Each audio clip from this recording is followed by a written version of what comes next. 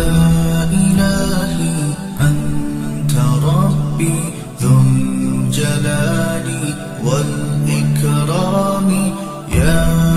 إلهي فاعف عني. السلام عليكم ورحمة الله تعالى وبركاته. داوديال كلانتي وعنا وناكسن إذا لهانتين به مير والبو وجوكتان iyo si walba waa nula socotaanba waxaanu idin leenahay halkani waa telefishinka caalamiga ah ee Soomaalida dawlad deegaanka Soomaalida waqti xaadirkani waxaan jeclaan lahayn barnaamij gaar ah oo aan ku soo qaadanayno Sheekh Nuur Baaruud Gurxan oo kamid ah culimada ugu waaweyn ummadda Soomaaliyeed oo ah gudoomiye ku xigeenka culimada Soomaaliyeed ahna afayeenka culimada Soomaaliyeed sidoo kale oo ku sugan xarunta dawlad deegaanka Soomaalida ee magaalada Jigjiga ayaan jeclaan lahayn barnaamij gaar ah oo guud ahaan baan kaga hadlaynaa xaaladda deegaanka in aan ku soo qaadano markii ugu horeysay inaan ku soo dhaweeyo ayaan jeclaan lahaa sheekha barnaamijka sheekh aad baan kaga mahad celinayaa sida quruxda badan ee nooga aqbashay waxa weeyaan codsigaanaga ahaa in barnaamij gaar ah markaasi oo xaaladda deegaanka aan kaga hadlayno waxa weeyaan aynu wada yeelano aad baan kaga mahad celinayaa barnaamijkana waan kugu soo dhaweynayaa markii ugu horeysay waxaan jeclaan lahaa daawadayaal fara badan oo laga yaabo barnaamijka in ay la socdaan ayaa laga yaabaa in isweydiiyaan Sheekh Nuur Baaruud Gurxan waa kuma waxaan jeclaan lahaa bal taariikh nololeedkaaga yar kooban daawadayaasha inaad siiso kadibna barnaamijkeena si toos ah inuu guda galo. بسم الله الحمد لله رب العالمين العاقبة للمتقين ولا عدوان إلا على الظالمين وأشهد أن لا إله إلا الله ولي الصالحين وأشهد أن محمدا عبده ورسوله صلوات ربي وسلامه عليه وعلى آله وأصحابه أجمعين وبعد السلام عليكم ورحمة الله وبركاته. دمان أمة الصوماليات قارهان shacabka ku nool deegaanka Soomaaliyeed waxaan idin soo gudbinayaa salaan walaalnimo waan ku faraxsanahay markii u horeysay inaan fariisto oo leega daawado TV-ga deegaanka Soomaalida SRTV magaca cusubna waan ku faraxsanahay inta markaan ka gudbo waa TV-ga guud ahaan waan u hambalyeyn waan u mahad celin waraysigan khaaska ah وري عبد الرزاق إذا جاء يو كاميرمان محمد رشيد وادمات سنتي كل كان كجدبه أنا هدي عن سيرة ذاتية إذا أما تاريخ نولوليت كذا وحير قرطة وحابلقوا في عين الصومال أنت بدن شن تقارضون مال الجوجا بعد بيجرنا يعني رنتي وحير هدان صوك هوبا waxaan ku dhashay gobolka Qorraxay degmada Sheekoosh ayaan ku dhashay waxbarashadaydu kolkii hore bilowga waxay ahayd xirnimo iyo xagga masaajidda ayay u badnayd ka bacdi waxaan u badashay xagga tacliinta kale akademiga ah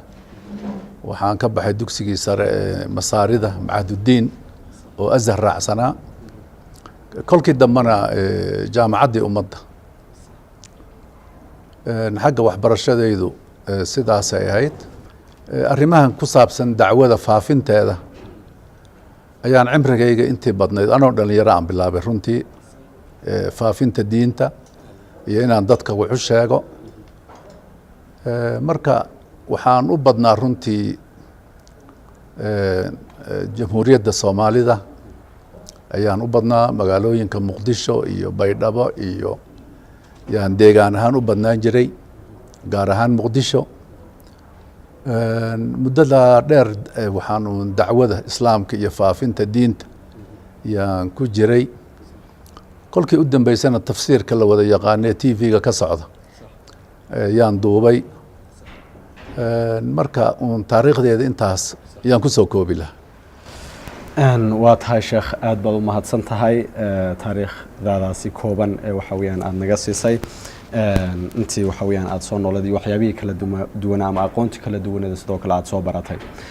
waxaad sheegtay inaad deegaanka Soomaalida aad ku dhalatay runtiina waxa weeyaan in badan waxaad ku nooleed dalka Soomaaliya gaar ahaan magaalada Muqdisho oo waxa weeyaan inkastoo guud ahaan bagayiga Soomaaliyeed aad lagaga yaqaan haddana fadhigaagu magaalada Muqdisho ayuu badi u badnaa bal deegaanka Soomaalida waqtigii kugu dambeysay goormay ahayd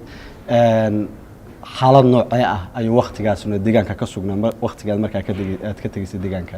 bismillah deegaanka asal ahaan waxaan ka tagay waqti fog boqortooyadii Xayla Salaase mingistaba intuusan imanin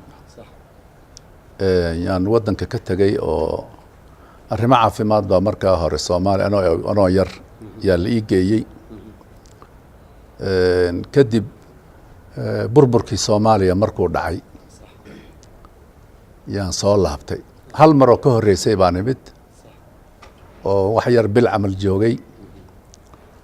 xilliga mingistaa joogay oo si dabayaaqa ahaa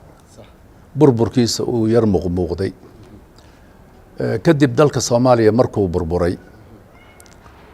oo dee Soomaaliyana ay ka dhacay dagaal ahli ah dagaal sokeeye yaa waxaan ku qasbanaanay inaan soo qaxno 91dii ayaan dalka imid 7 sano ayaan joogay waxaan ka qayb qaatay dhaqdhaqaaqii siyaasiga ahaa markaa socday xisbi baan sameynay la yiraahdo xisbi tadaamun al-islaami xisbigaas deegaanka waa laga yaqiinay baarlamaankii deegaankana wuu ka qayb galay ilaa 12 kursi buu ka helay kadib waxaa dhibaato iga soo gaadhay runtii ayaantii la dhaawacay wasiirkii gaadiidka cabdimajiid oo dowladda federaalka wasiir ka tirsan ahaa dad badan baa la iska qabanayay si qaab darra marka anuu kulka Addis Ababaan joogay marka waa la i qabtay ani iyo dad aan saaxiibana oo kulka isla joognay xabsiga Makalaawi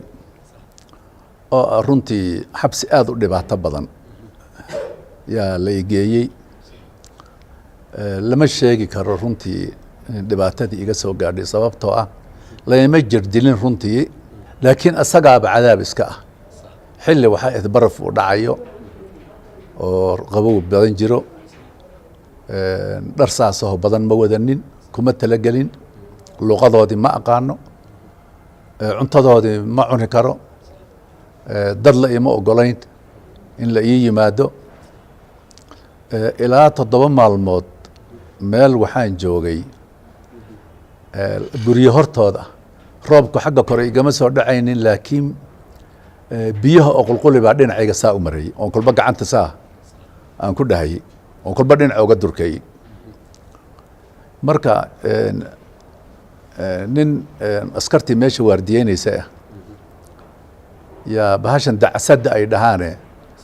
guryaha hortooda taale kabaha lagu siibto yaa markuu arkay dhibaatada ay haysa gogolna ma wato ayaguna gogol ima siin yuu 2 dacsadood intuu isu kor saaray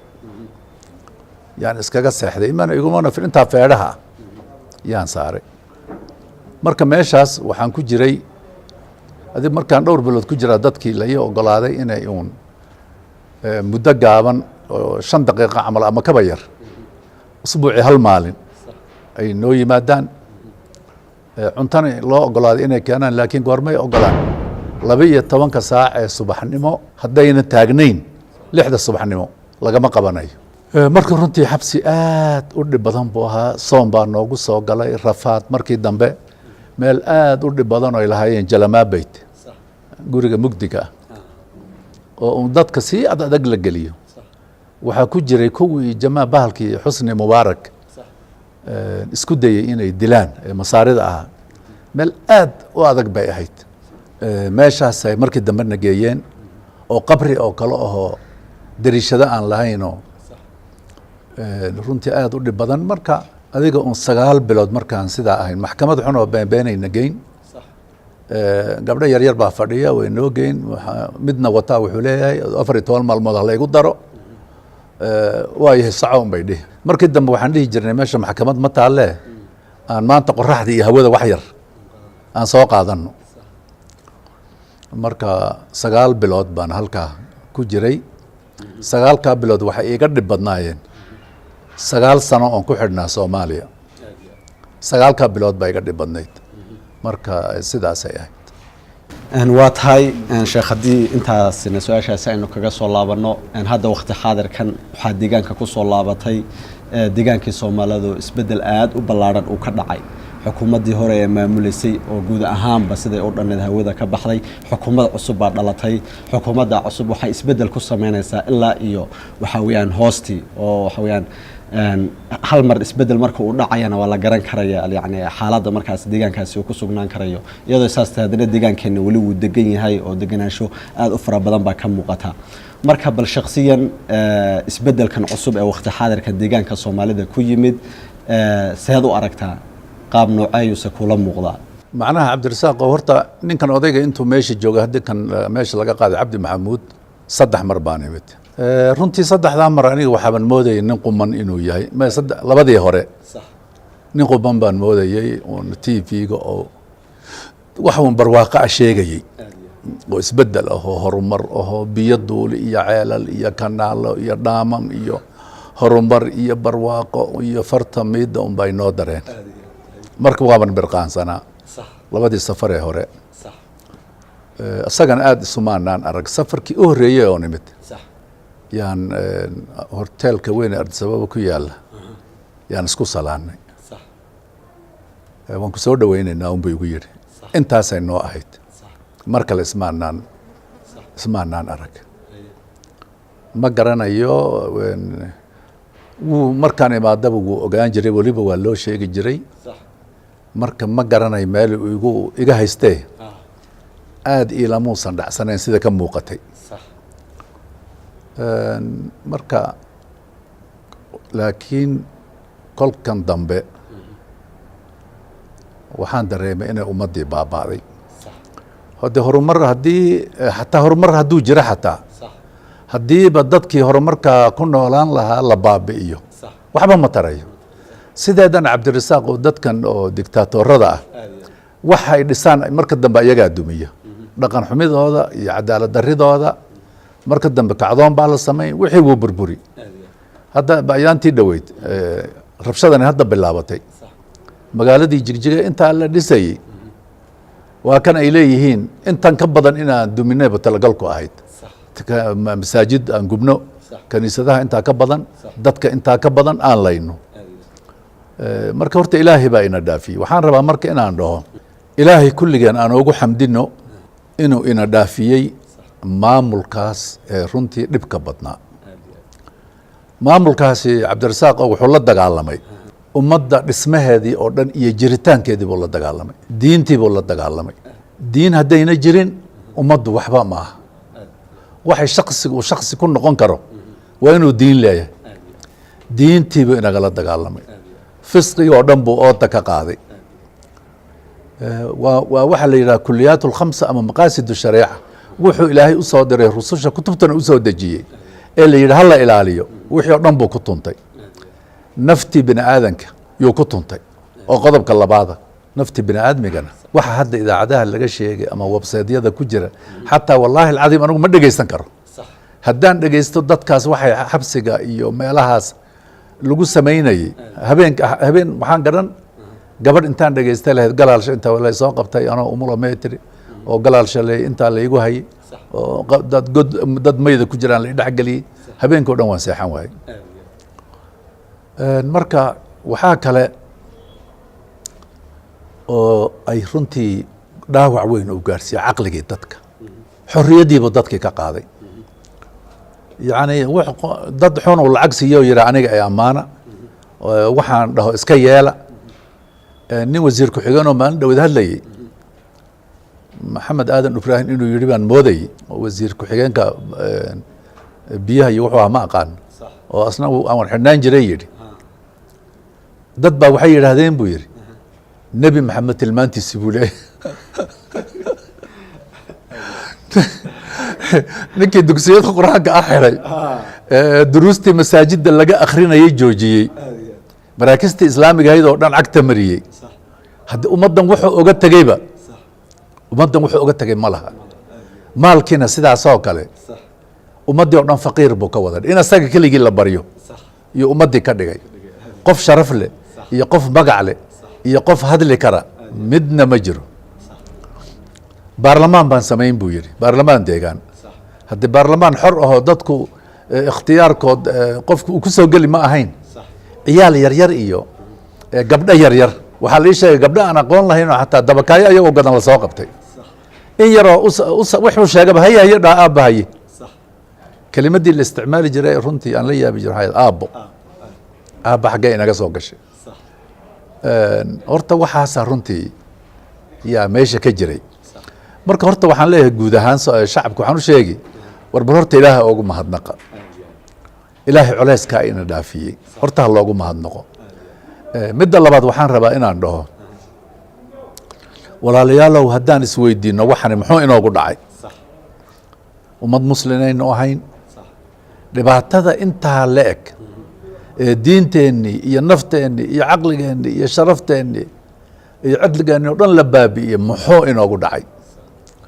waxaa weeye jawaabta way gaaban tahay ilaahay baan ku caasinay addoommo fiican oo ilaahay addoommo inaan noqonaan diidnay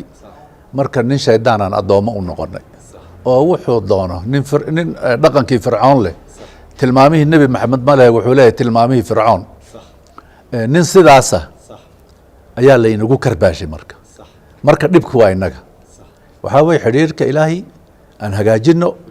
ilaahay inuu inaga raali noqdo taa aan hagaajino madaxdeennana waxaan had iyo kor ugu naseexaynaynaa diinta islaamka in awlawiyada iyo prioritiga la siiyo wax walba iyadoo ay ka horeyso waan ku faraxsanahay madaxweyne mustafe wax badan inuu hadda muddadii gaabnayd uu arrimaha diinta ka hadlay uu yidhi way madax bannaan tahay wixii la doona hal akhriyo diintanada cid wax u dhimi karta male hambalyaanle waan ugu hambalya wa ilaahay baad abaalkeeda yaad ku leedahay waxaan rabaa qodob labaad inaan u gudbo waxaa weeye walaalayaal innagoo dhibaatada intaa la eg maray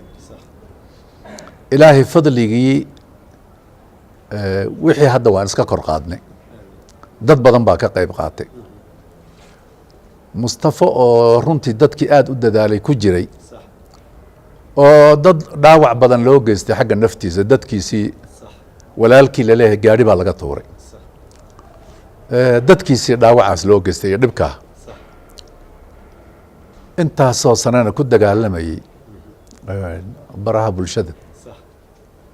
yaa maanta madaxweyne noqday markuu noqday mustafa keliya ma ahe madaxdaba inagu dad muslinaan nahay dadka muslimka waxa la rabaa inay akhlaaq leeyihiin inay aadaab leeyihiin diinta islaamku ma qabto madaxda in la iska caayo in la jaa'ifeeyo wax ayna ahayn in laga sheego haddii hadda ninkii cabdi ahaa kolkuu joogay wax unba lagama sheegeen wax fiican mooyaane wax fiicanna ma una lahayn marka hadda ninkan odayga markuu yimid isagoon cagba dhigin dicaayad iyo reer hebel iyo qabiil iyo wuu eexday iyo war waxaasi ma fiicna war ilaahay laga cabsado goormaynu degaynaa kii yimaada haddaan ka hoos kacno waxaa weye ninkan janis aan siino madaxweyne mustafa janis aan siino cayda iyo aflagaadada diinta islaamka ka mid maaha been in la sheego buhtaan iyo masabid iyo waxaan jirin war waxaa hala iska ilaaliyo ilaahay laga cabsado madaxda in la dicaayadeeyo oo wax laga sheego sharcigeenna uu diidaya in la adeeco weeye madaxda intay ilaahay ka cabsanayaanay salaada tukanayaan waa in laga dambeeyo waxaan rabaa oo kale inaan dhaho wax isku qasan ayaa jira oo dadku ay kala garan laayihiin hadda maalan way cabursanaayeen aabow iyo sabcis iyo daba orod mooyaane wax kale ma sheegi jirin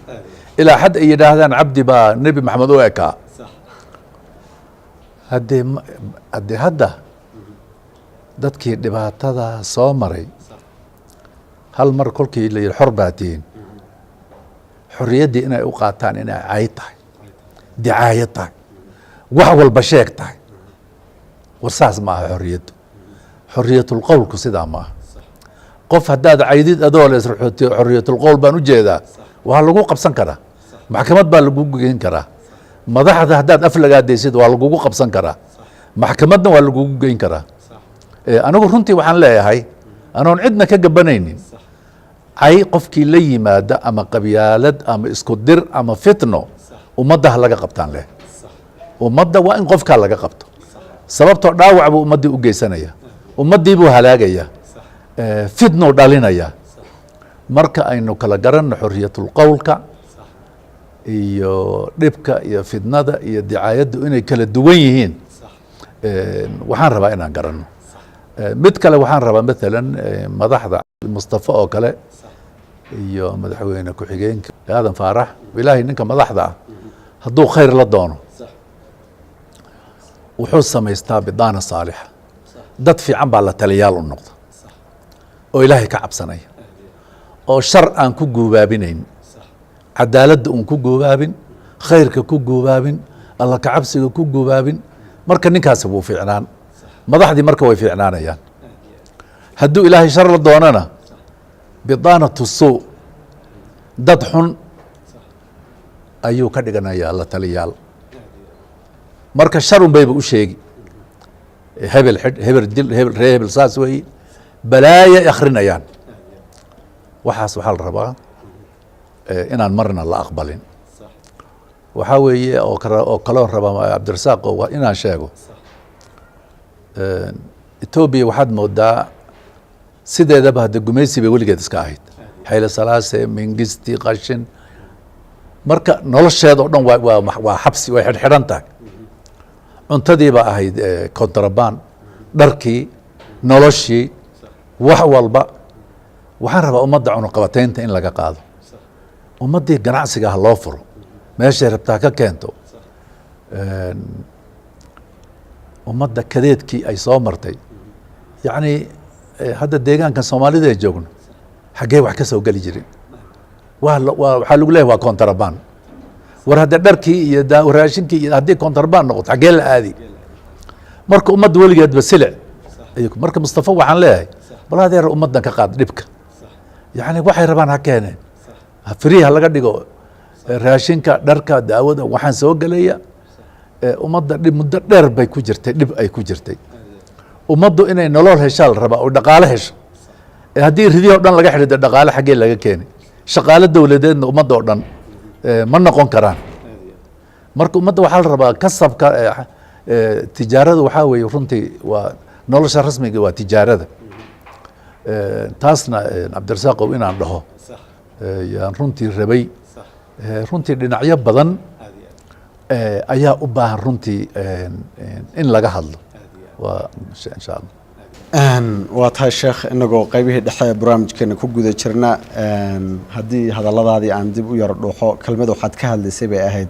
aabba la dhaho oo guud ahaanba deegaanka soomaalida yar iyo weynba aada looga isticmaali jiray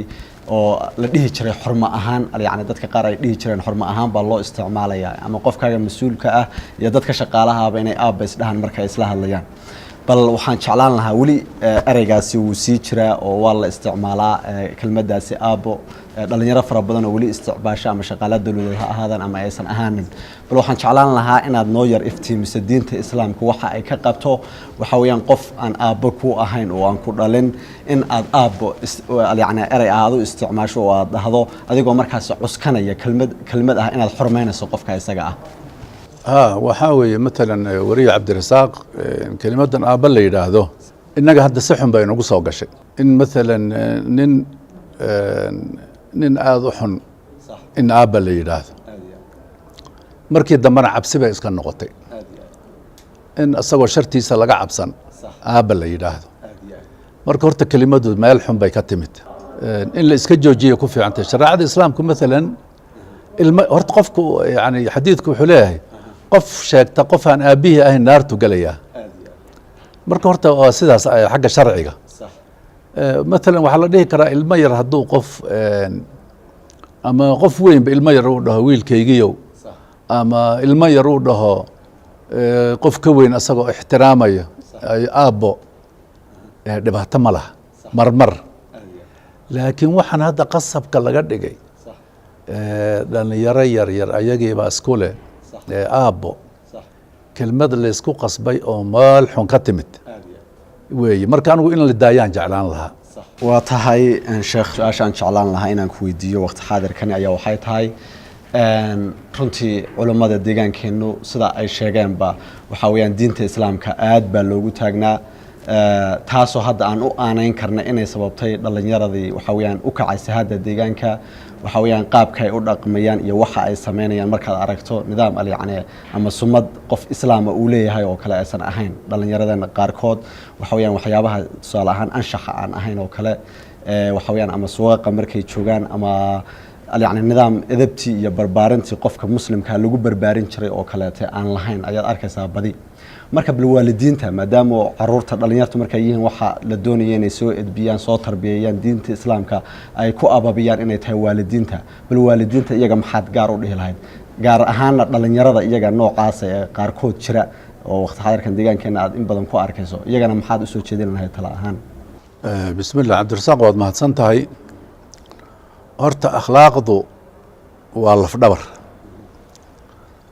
nabi maxamed calayhi salaatu wasalaam wuxuu yidhi bucudtu liutamima makaarim alakhlaaq ilaahay wuxuuba ii soo diray inaan dhammaystiro akhlaaqda wanaagsan ilaahayna waa kii nebiga ku ammaanay yidhi wa inaka la calaa khuluqin cadiim marka qofka muslimka ah shakhsiyaddiisa waa inay ka soocan tahay dadka kale adiga oo muslimna waxaa la rabaa cizi iyo karaamaad leedahay walilaahi alcizatu walirasuulihi walilmu'miniin cizi iyo karaamaad ilaahay agtiisa mu'minnimadu yay keenaysaa marka dad xunxuna ama wathaniyiina ama gaala'a ama waxay yihiin aan la aqoonin ama mujrimiin faasiqiina inaad ku dayatid waxaa weye waa halaag xadiidkuna wuxuu yidhi man tashabaha biqowmin fahuwa minhu qofkii qolo ku dayda isku shabaha ayaga unbuu la mid yahay ayagu ka mid yahay marka horta waa arrin sideedaba halis ah waalidka dhallinyaradaa dhalay aakhare ilaahay wuu weydiinayaa aayad qur'aana waxay leedahay yaa ayuha aladiina aamanuu quu anfusakum waahliikum naara muuminiinta waxaa la faray naftooda iyo ehelkoodaba inay ka ilaaliyaan naarta naar ayna gelin macnaha waxaa weye waa inay diinta ku hayaan adiga xaaskaaga caruurtaada qaraabo dadka gacanta aad ku haysid waxaa weeye waa inaad diinta ku hor joogtid waa inay dhaqan islaam yeeshaan waa in la cabsiiyo shareecadeennu ihtimaamka dhankaa ay siisay ilmaha marka la dhalo waa lagu aadaamaya waad aragteen dhegna waa lagaga aadaami dhegna waa lagaga aqimi si marka ifka uu soo baxaba kelimatu tawxiid la maqashiiyo intuu markuu yar yahay dhegtiisa waxaa laga ilaalin hadallada xunxun waxaaba intaa ka sii horeysay aabbihii iyo hooyadu waxaa la yidhi akhlaaq iyo diin ha isku doorteen gogol dhigii ilmaha xataa habeenka uur gelayay waxaa la yidhi shaydaanka ilaahay ka magan gala bismi illaah allaahuma janibni shaydaan wajanib shaydaana maa rasaqta ilaahu shaydaanka iga foge waxaad igu irsaaqdaysana shaydaanka foge marka haddii habeenkaa uu calool galo shaydaan waxba kuma darsanayaa la yidhi marka islaamku ahmiye intaa la eg ayuu siiyey dhalinyarada ama caruurta la dhalayo inay diinta ku toosnaadaan sharcigu wuxuu yidhi 7 markay marayaan salaada fara iyo soonkaba 10 markay gaadhaan hadday tukan waayaan waaba la garaacayaa marka waalidka xil weyn baa ka saaran caruurta meel jawi nadiif ah oo toosan oo daaweysan caruurta in lagu hayo haddii caruurtii la geeyo meel xun oo sumaysan oo akhlaaqdii xumay daad oo kale ay tahay haddi waxaa laga yaabaa inuu iska dhex yaaco yaa laga yaabaa marka dhalinyarada soomaaliyeed waxaan u sheegayaa ama deegaankan u dhalatay ama dhalinyarada soomaaliyeed meel ay joogaanba waxaan leeyahay ilaahay muslim buu idinka dhigay muumin buu idinka dhigay idinkaa ka sharaf badan gaalada iyo waxaan xunxunka ah marka sharaftiina ilaashada idinka ha laydinku daydo wanaagga dadka u bandhiga laakiin idinka yaan laydin bedelin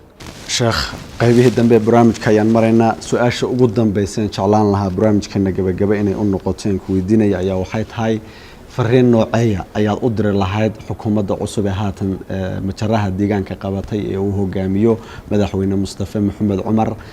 fariin nooceeya ayaad se u diri lahayd shacabka ku nool ama ku dhaqan dowlad deegaanka soomaalida bismillah cabdirasaaq waad mahadsantahay waxaan rabay su-aasha u dambaysa jawaabteeda intaanan gelin inaan ugu baaqo dadka qurba joogta ah deegaankii in lagu soo noqdo in dhaqaale iyo cilmiba la keeno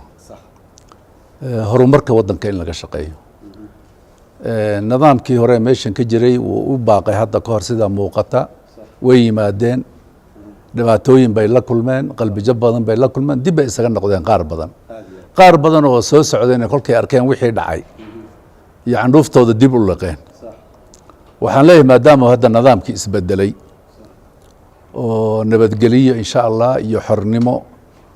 qof walbana loo baahan yaho deegaankii ah waxaan leeyahay deegaankii ha la soo camiro horumarkii ha laga qeyb qaato ha la yimaado ayaan leeyahay markaan taa ka gudbo oon su-aasha jawaabteedii aado maamulkan jira oo mustafa madaxda uu ka yahay waxaan ugu baaqi lahaa mas-uuliyaddu waa wax weyn amaama rabi alcaalamiin qofka mas-uulka akhre waa lala xisaabtamay mas-uuliyaddiisii ma ka soo baxay waa wax weyn yacni wuxuu ilaahay la hortegi lahaa qofku inuu diyaarsado weeye cadaaladdii ma sameeyey ummaddii ma simay dantoodii iyo maslaxadoodii ma ka shaqeeyey maalan cabdirasaaq oo tusaale yar haddaan ku siiyo taariikhda islaamka sayidina cumar oo aad loogu tilmaamo cadaaladda iyo maamul wanaagga magaalada madiina almunawara oo dhaxan ah dhaxan hadda teenan oo kale aan ahayne tu aan laba xamili karina yuu habeenkii dhex wareegi jiray bal inuu arko qof dhibaataysan qof xanuunsan qof eed sheeganayo wax dhib baa kaasa igu dhacay yuu saa u dhex wareegi jiray waxaan garanayaa habeen inuu arkay ilmo oohinaya uu u yimid hooyadii yiri maxaa ilmahan ku dhacay kolkaasay tiri gaaju la seexan laya waxay tiri maxaa jiruu yiri hadda cumar waxba nama siiyay tiri sayid cumar inuu asagii yahayna ma oga meeshii buu ka orday meeshii raashinka la dhigayay bakaaradii dowladda yaa intuu tegey yuu daqiiq iyo subag iyo wixii kolkaa meesha looga baahnaa si deg dega in loo kariyo ayuu keenay islaantu ilmaha waxay ku sasabaysay dab intay shiday digsiga dhagaxyo ku riday sidii wax ku soo wada oo kale bal inay aamusaan markuu yimid alaabtii buu keenay subagii iyo daqiiqdii iyo barwaaqadii dhabarkiisuuna ku soo qaaday nin asxaabtoo la socdaya sayid cumar anaa qaadiya keen aakhira maadaa dembigeyga iga qaadi buu yidhi anaa qaadi dhabarkuu soo saartay islaantii markuu u yimid dabka iyo afuufo ii hori buu yidhi adigu asagaa kariyey wixii gacantuu la galay dabkiibuu afuufay wuu horiyey wuu bisleeyey caruurtiisii buu yidhi ayagoo ooyisaan ooga imid ilaa ay ka qoslaan oo ka dhergaan kama tegayuu yidhi waxaa weeye madaxdao dhan sidaasaa laga rabaa inay ka murgaan ka walbahaaraan shacabkooda cadaaladda iyo ummaddii in wax loo simo inaan la dulminin waxaa kaloon oogu baaqayaa maamulka hadda jira dulqaad badan inay yeeshaan sida ii muuqata dadkani wax badan baa isaga qasan xoriyatulqowlkii iyo caydii iyo fidnadii baa isaga qasan dadka wacyigelin in lagu sameeyo wixii xaddhaafana inaan marna laga aqbalin shacabka waxaan oogu baaqayaa iyo ciidamadaba ciidanka waxaan rabaa inay ogaadaan in loo sameeyey maslaxada shacabka inay shacabka u adeegaan shacabka inay cadaabaan oy dhibaan oy jahanamo ku noqdaan looma samaynin inay yeelaanna maa xataa yeela haddii la yidhaah dad akhlaaq leh oo diin leh oo aakhira xasuusan haddii ay yihiin marka waxaan leeyahay ciidan iyo madaxba ummadda nolosheeda iyo raaxadeeda yaad u taagan tihiin waa in laga qayb qaato taasoon afka ahaynoo laakiin ficilaan rabnaa cabdi maxamuud wuxuu dhihi jiray markuu meelaha ka khudbaynayo shacabka wuxuu ku dhihi jiray waxaan nahay anagu kabihiin hadda kabihii awey kabihiinaan nahay maxaa u dambeeyey ummaddii cadaabkaan arkay la mariyey yuu dhihi anagu kabihiinaan nahay waan idiin adeegeynaa waan idiin adeegeynaa oo runa ayaa la rabaa shacabkana waxaan oogu baaqi lahaa war walaalayaalo ilaahay ha laga cabsado war dhib baa la soo maray horta mid waan rabaa shacabka inaan xasuusiyo oo kulli ummadda oo dhan shaqaale dowla ma noqon karto war ilaahay irsaaqadiisa way badan tahay tijaarada ugu fiican war amni haddaad mar heshaan iyo oo idinkii xorriyadii tijaaradii la idiin furo ood amni heshaan ha la ganacsado kulli un xafiis in la taagnaado maxaa hebelna hana loogu daro hebel hana la siiyo waxaas nolol mee ha la iska daayo madaxdana culayska ha laga daayo ugu dambayn waxaan rabaa inaan oogu baaqo madaxweyne mustafe inta badan soomaalidu waa shacab afka aada uga hadla hadalkan hadda aan sheegayo madaxda soomaalida la jooga muqdisho oo kale waan u wada sheegay yacni waxaad arkaysaa maalintii ninkii madaxweynaha oo la rabay danta ummadda inuu ka fakero ama howlo uu qabto min asubax ilaa habeenkii saq dhexe xataa salaad soo dhowaadkii shir buu ku jiraa oo dad buu qaabili mana dhammaanayo wixii shir un baa lagu jira inaan ku arkaan rabaa madaxweynaha wakti hala siiyo haddii wakti uu dalkii u fakero oo horumarkii waddanka ka shaqeeyo uu deegaankii soo kormeero shir un hadduu ku jiro qofkii la yidhaahta wakti laguma hayaan u cadhoodo waxaasi waa wax dhimatay waxaas waa dullinimo weeye horumarkii iyo wixii la rabay oo dhan hadhowtana waxaa la dhihi muxuu qabtay inta waktigii laga dilay mustafa horta taas waan u sheegayaa madaxda soomaalidana waan u wada sheegay shirkan faraha badan ee dadka la qaabili xataa hal maalin ha u sameeyo hal maalin ha qaabilo wixii muhim ahoo macno leh ma garatay qof walba wuxuu rabaa inuu u tago war haddii madaxweyne goormuu shaqayn arrintaas anugu waa runtii way dhibaysaa soomaaliduna dhaqan bayba u tahay hadal tiro badan madaxweynahan rabaa waxbaan u sheegi midda kale waxaa la rabaa moogtahay wixii tasalsul idaariya inuu jiro oo maalan haddaabad waxaa laga yaabaa dan yar inay wataan oo agaasima ku filan yahay wasiir ku filan yahay war haddii wuxuu dan saasa yahay wasiirka u taga madaxweyne ku-xigeenka u taga agaasimayaasha u taga wax noocaasoo halkaa lagu dhammayn karo kulligiin haddaad dhahdaan mustafaan rabnaa waa mushkilo waxaan u rajaynayaa deegaankan soomaalida oo runtii hadda isbedel uu ka dhacay isbedelkaas inuu ilaahay nooga dhigo isbedel khayr xambaarsan ilaahay shar iyo dhibaato oo dhan inuu naga ilaaliyo akhiiran mustafa waxaan xasuusin lahaa deegaankan iyo xaqa etoobiya uu ku leeyahay dowladda dhexe inuuna marna iloobin dowladda dhexe shaqooyin badan baa kaga maqan xuquuq badan baa lagu leeyahay oo laga yaabo deegaanada kale inay helaan deegaankan xaqiisa loo soo dhiciyo in la yidhaha etoobiyaan baa tihin xuquuqdii ay helayeen qowmiyaadka kalena ma helaysaan